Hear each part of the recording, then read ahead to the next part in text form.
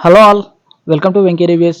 ఈరోజు రివ్యూ వచ్చేసి Salaar trailer review. Trailer చూసిన తర్వాత ఒక్క ముక్కలో నా ఒపీనియన్ చెప్పాలంటే మాత్రం నాకైతే పిచ్చగా నచ్చేసింది భయ. ట్రైలర్ లిటరలీ గూస్ బంప్స్ వచ్చినాయి, అంత బాగుంది ట్రైలర్ అయితే. మన ప్రభాస్ టైమింగ్ అయితే తక్కువగా ఉన్న ట్రైలర్లో ఇంపాక్ట్ అయితే చాలా ఎక్కువగా ఉంది జనాల పైన. అంటే అంత హీట్ క్రియేట్ అయిందనమాట. సలార్ ఈ సినిమా పైన ఇండియా వైడ్గా ఇంత మంచి హైప్ క్రియేట్ అవ్వడానికి మెయిన్ రీజన్ వచ్చేసి ఒకటి ప్రభాస్, రెండు ప్రశాంత్ నీల్ డైరెక్షన్లో వచ్చిన Ugramm, KGF chapter 1, chapter 2 India వైడ్గా రికార్డులు క్రియేట్ చేశాయి. అందువల్లనే ఈ మూవీ పైన కొంచెం ఇంపాక్ట్ అయితే చాలా ఎక్కువగా పడింది.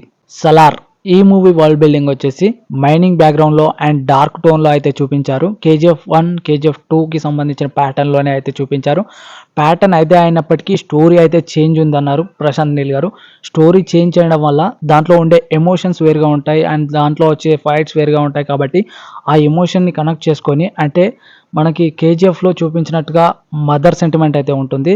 ఇక్కడ మనం సలార్లో చూస్తే ఒక ఫ్రెండ్ సెంటిమెంట్ అయితే వర్కౌట్ చేశారు. ఈ ఎమోషన్ వేరుగా ఉంటుంది కాబట్టి వరల్డ్ బిల్డింగ్ ప్యాటర్న్ అనేది సేమ్ ఉన్నప్పటికీ స్టోరీ అయితే చేంజ్ ఉంటుంది.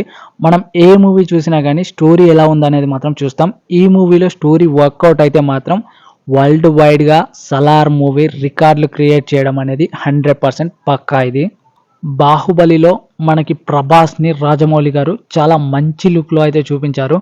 బాహుబలి తర్వాత మళ్ళీ అలాంటి లుక్లో మనం ఇంకా వేరే ఏ సినిమాల్లో కూడా మనం ప్రభాస్ని చూడలేదు. ఇప్పుడు వచ్చేసి బాహుబలికి మించిన ప్రభాస్ని మనం చూడబోతున్నాం. అంటే ఒక డైనోసర్ని మనం చూడబోతున్నాం. ప్రశాంత్ నీల్ గారు ప్రభాస్ గారిని అంతా బాగా యూజ్ చేసుకొని ఒక అవుట్పుట్ అనేది ఒక రేంజ్లో ఇచ్చారనేది మనకి ట్రైలర్ చూస్తేనే అర్థమైపోయింది.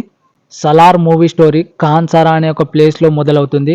మన సలార్ తన ఫ్రెండ్ కోసం ఏదైనా చేస్తాడు, కానీ ఒకసారి తన ఫ్రెండ్ నుండి దూరంగా వెళ్ళిపోవాల్సి వస్తుంది. అప్పుడు వెళ్ళేటప్పుడు మన సలార్ తన ఫ్రెండ్కి మాటిస్తాడు, నువ్వెప్పుడు పిలిచినా నీకోసం నేను వస్తా అని అంటాడు. ట్రైలర్లో మనకు ఒక ట్విస్ట్ అయితే చూపించారు. ఇంత మంచి ఫ్రెండ్స్ బద్ధ శత్రువులు ఎలా అయ్యారనేది మనకైతే ట్విస్ట్గా చూపించారు. ఇదే స్టోరీ అన్నమాట. వీళ్ళిద్దరి మధ్యన ఏం జరిగింది, అసలు వీళ్ళిద్దరు ఎందుకు విడిపోయారు, వీళ్ళ మధ్యన ఏం జరుగుతుంది అనేదే స్టోరీ. చివరికి వీళ్ళు కలుస్తారా లేదా, ఇదంతా మనకి సస్పెన్స్గానే ఉంచారు.